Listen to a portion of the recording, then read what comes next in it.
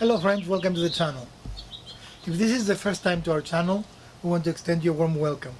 If you have been here before but you have not subscribed, please subscribe. If it is your birthday, happy birthday. Today we're going to discuss something that we don't often discuss about do-it-yourselfers, and that is, should you build it or should you buy it? There are many reasons why we do do-it-yourself projects. Sometimes it's just for fun. We want to build something and see how far can we get with it. Sometimes it's because what we need does not exist, we cannot purchase it. So we build it because we cannot buy it. But then sometimes there is a product or a project that we can buy, but we need to first evaluate, does it worth buying? Or the material by themselves will be more expensive than buying the product. And then we go, does it worth buying new, or should buying something recycled will serve us as well? So in today's project we're going to go through the process of evaluating if it's worth buying something or if it's worth building it. So we need a new screen door here because our retractable door just doesn't work very well, as you can see. It gets stuck. So we're going to start by measuring the dimensions of the opening that we need, and then go and see how much it costs us to buy a new door or a used door.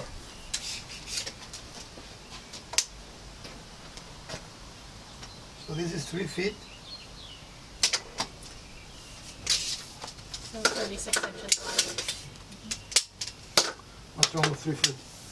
In general, the door dimensions are 5 inches, but obviously it's the same thing, just the way you're going to look at it when you go. By 80? Well, it looks like 79 and a half. Okay. 79 and a half, 80, somewhere there. So we're going to, these are the only two measurements we need.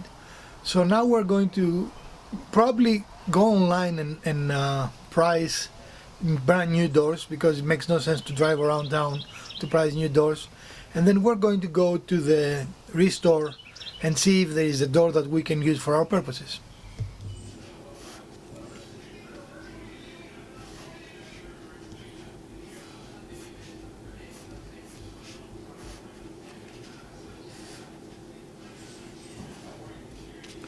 That was horrible.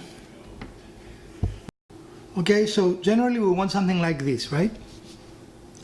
If we were to build that using 4x4s, we'll need the minimum of 5 2x4s, 2x4s, and they cost in our area, let's say $3, $3.50, but let's stay with $3. So that will be approximately $15 without taxes, right? And what else we'll need? Screen. The cheapest screen we found, $70 for a roll. it's $17, and then they go up to all the way to $13 and so forth. No. $30. Well, they go much higher than that, but we found some in the $35 range. Okay. So, screen, wood, and then we need hardware, miscellaneous hardware,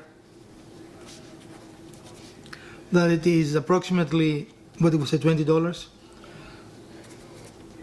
And the hardware we need, of course, are the hinges. We'll need a handle, and we will need the spring to close the door automatically.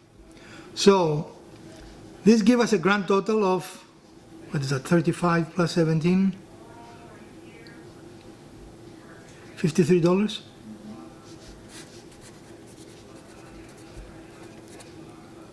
Just to buy the material.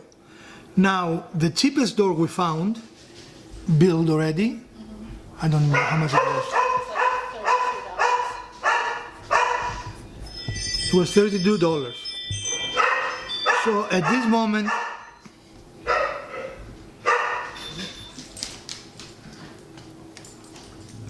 this moment, the cost-benefit analysis is that it doesn't make sense to build your own unless you want something really specific that you cannot find in the store. And of course, this is the cheapest door we found, but it was similar in concept to what we wanted. The only difference, I think it had one in the middle here or something like that, I don't remember. So the next step is we're going to go to our local restore and see if we can find a door. And if we can find a door at $10 or less, that would be the most economical way to go. So let's go to our restore, and we're going to let you know what happened when we come back. So friends, we're back from the store, and we found this door for $3, and we're going to modify the bottom to be a little more elaborate, I guess, or more modern. But again, for $3 we could not even buy the material. We could only buy one 2x4. So this was a good buy. In general, the door is what we want. We'll have to clean it up, of course. We're going to have to sand it and probably paint it. But this was a good purchase. At $3, this is a good deal. Okay. While we're at the restore, we also purchased 2 pieces of hardware. And this is the spring that will allow the door to close automatically. And this is a locking latch. So the door can be securely locked, so when we're in the house we don't have to watch the door, worry about the door opening if one of our animals pushing it open or whatever, right? So these together were $4, and of course much cheaper than if we were to buy them brand new. And here's the price if you want to see. So far our expense has been $3 for the door and $4 for the hardware. So we've spent $7 so far. And I think we'll end up building the door for less than 10 because our local Walmart has not the latches, the hinges we need for about $4 a pair. And the door is so light, we won't need more than 2 hinges. Alright folks. So friends, based on the analysis that we did share with you, it made no sense to build this door from scratch from a cost perspective. We will probably customize this door that we purchased for $3 to meet our specific taste and needs a little bit more, but still it will be substantially cheaper than if we were to buy a new door or if we were to build a door. But that's part of how you decide, should you build it or should you buy it. It was a surprising factor to me that we could buy a door cheaper than we could build one, but that sometimes does happen, as we demonstrated in this video. I hope you enjoyed this episode of the Everyone Can Do It-Yourself projects, and if you did, please smash that like button. If you didn't, smash the dislike button twice.